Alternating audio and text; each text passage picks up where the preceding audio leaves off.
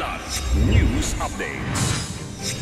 Mga balita ngayon, ama, menor de edad at anak na pamangkin patay sa ambush sa North Cotabato. Sibilyang nadamay sa pamamaril sa Maguindanao del Sur patay, sundalong target ng suspect sugatan. Mahigit 10 million pesos na halaga ng hinihinalang shabu na harang sa Port of Clore. Ako po si Cesar Soriano para ihatid ang mga nangunang balita sa buong kapuluan ngayon. Nasawi ang tatlong magkakaanak kabilang ang dalawang menor de edad matapos tambangan sa Barangay General Luna, Carmen, Cotabato noong Sabado.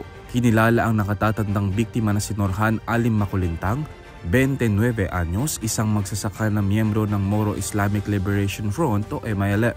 Hindi na pinangalanan ang mga biktimang 5 taong gulang na anak at 9 na taong gulang na pamangkin nito.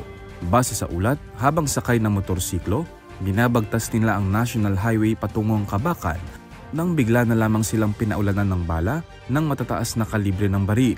Base sa mga narecover na bala sa crime scene, isa ang rido o personal na galit sa mga tinitingnang motibo sa krimen. Tukoy na ng pulisya ang mga suspect. Dead on the spot ang isang sibilyan matapos madamay sa pamamaril sa Raha, Buwayan, Maguindanao del Sur kahapon. Ayon sa ulat, target ng suspect ang isang sundalong kinilalang si alias Sergeant Calib ng 33rd Infantry Battalion. Habang nakikipag-usap si Sergeant Calib sa kanyang dating informant sa lugar, biglang dumating ang riding in tandem na suspect at pinagbabaril ito. Sugatan ng sundalo habang nasawi ang nadamay na sibilyan na kinilalang si Javier Amil Ambal, residente ng Barangay Dapantis. Patuloy ang investigasyon ng otoridad upang matukoy ang pagkakakilanlan ng mga suspect. Naharang ng Bureau of Customs o BOC ang isang kargamento sa Port of Clore na naglalaman ng methamphetamine hydrochloride o shabu kamakailan. Ang kargamento na nagmula sa Estados Unidos at idineklarang black vinyl window made out of PVC ay tinatayang may bigat na 1,502 na gramo at nagkakahalaga ng 10.219 million pesos.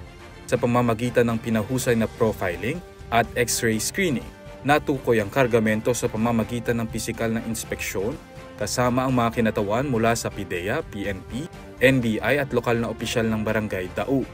Naglabas ang BOC ng warrant of seizure and detention laban sa kargamento dahil sa paglabag sa Customs Modernization and Tariff Act at Comprehensive Dangerous Drugs Act. Patuloy ang BOC sa pagpapatibay ng seguridad upang labanan ang smuggling at protektahan ng bansa laban sa iligal na droga. Ako po si Cesar Soriano, kasama nyo sa bawat pagputok ng balita.